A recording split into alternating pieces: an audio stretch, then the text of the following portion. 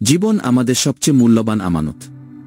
প্রতিটি মুহূর্তে আমরা ধীরে ধীরে এগিয়ে যাচ্ছি আমাদের অনিবার্য পরিণতির দিকে, আর সেটি হচ্ছে মৃত্যু।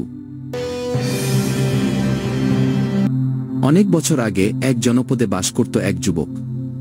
সে দুনিয়ার মোহে এতটাই ডুবে গিয়েছিল যে নামাজ, কুরআন, আল্লাহকে স্মরণ করা সব ভুলে গিয়েছিল।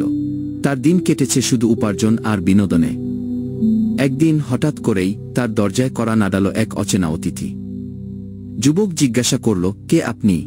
অতিথি মৃদু হাসি দিয়ে বলল, আমি তোমার মৃত্যু, আমি তোমাকে নিতে এসেছি। ভয়ে কাঁপতে কাঁপতে যুবক বলল, আমাকে আরও একটু সময় দাও, আমি এখনো প্রস্তুত নই।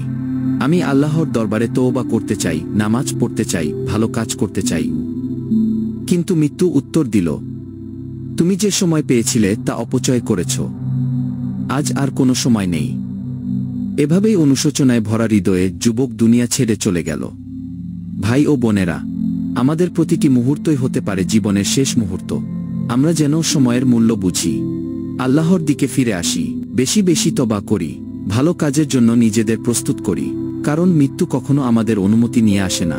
আল্লাহ তাআলা বলেন, প্রত্যেক প্রাণীকে মৃত্যুর স্বাদ গ্রহণ করতে হবে। সূরা আল ইমরান আয়াত 185। রাসূলুল্লাহ সাল্লাল্লাহু আলাইহি ওয়াসাল্লাম বলেছেন, বুদ্ধিমান সেই ব্যক্তি যে নিজের মৃত্যু ও মৃত্যুর পরবর্তী জীবনের জন্য প্রস্তুতি নেয়। তিরমিজি হাদিস 2459। আল্লাহ আমাদের সবাইকে মূল্যবান সময়ের সঠিক ব্যবহার করার তৌফিক দান করুন। মৃত্যুর পূর্বে তাওবার মাধ্যমে নিজেকে প্রস্তুত করার তৌফিক দিন, আমিন। ভিডিওটি যদি আপনার হৃদয়ে স্পর্শ করে তাহলে অন্যদের সাথে শেয়ার করুন। জীবন দিশা এর সাথে থাকুন, জীবন গঠনের পথে চলুন।